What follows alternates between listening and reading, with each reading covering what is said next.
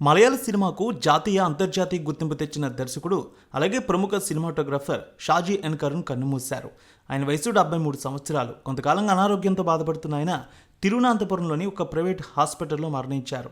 Cancer బారిన పడిన ఆయన కొన్నేళ్లుగా ట్రీట్మెంట్ తీసుకుంటున్నారు. ఈ క్రమంలో ఆయన ఆరోగ్య పరిస్థితి మరింత క్షీణించింది. సోమవారం ఉదయం ఏప్రిల్ 28న కన్నుమూశారు. మలయాళ చిత్ర పరిశ్రమలో విషాద ఛాయలు అలుముకున్నాయి. మలయాళ సినిమాకు చేసిన సమగ్ర కృషికి గాను కేరళ రాష్ట్ర ప్రభుత్వం ఆయనకు జెసి డేనియల్ అవార్డును కూడా ఇచ్చింది.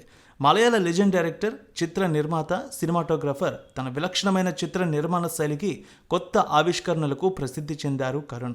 సోమవారం మరణించారని సినీ పరిశ్రమ వర్గాలు తెలిపాయి. మలయాళ సినిమా ఇండస్ట్రీ అంతా కూడా తీవ్ర విచారణలో ఉంది.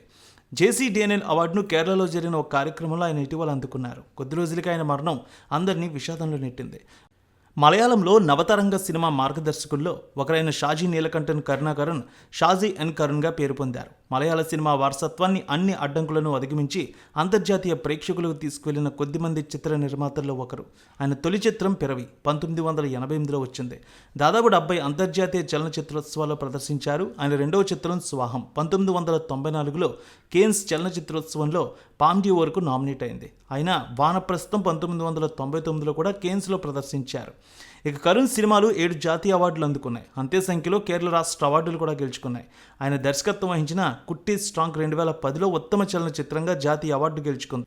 పద్మశ్రీ, ఫ్రెంచ్ పురస్కారం, order of arts and letters ఈ అవార్డులు కూడా గెలుచుకున్నారు కరుణ్. కేరళ రాష్ట్ర చలనచిత్ర అకాడమీకి ప్రీమియర్ చైర్మన్గా కూడా ఉన్నారు. కేరళ రాష్ట్ర చలనచిత్ర అభివృద్ధి సంస్థ కేఎస్ఎఫ్డిసి చైర్మన్గా కూడా ఆయన పనిచేశారు. 1952లో జన్మించారు కరుణ్.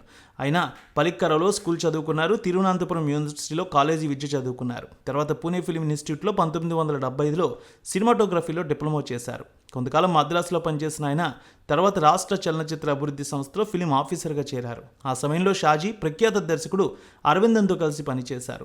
ఆ తర్వాత జార్జ్, ఎండి వాసుదేవన్ నాయర్ వంటి ప్రముఖ చిత్రాలకు కెమెరామెన్గా పనిచేశారు. 99లో మోహన్లాల్ నటించిన మూడవ చిత్రం వానప్రస్థం కేన్స్తో సహా పలు చలనచిత్రోత్సవాల్లో ప్రదర్శించబడింది. ఈ సినిమా 2011లో కేంద్ర ప్రభుత్వం ఆయన్ని పద్మశ్రీతో సత్కరించింది.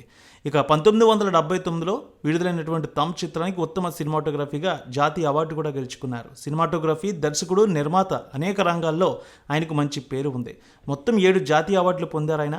7 రాష్ట్ర చలనచిత్ర అవార్డులు కూడా గెలుచుకున్నారు. 40 సినిమాలకు సినిమాటోగ్రఫీ అందించారు ఆయన. ఆయన మరణ వార్తతో మలయాళ చిత్ర పరిశ్రమ అంతా తీవ్ర విచారంలో ఉంది. సంతాపం ప్రకటిస్తున్నారు ప్రతి ఒక్కరూ కూడా.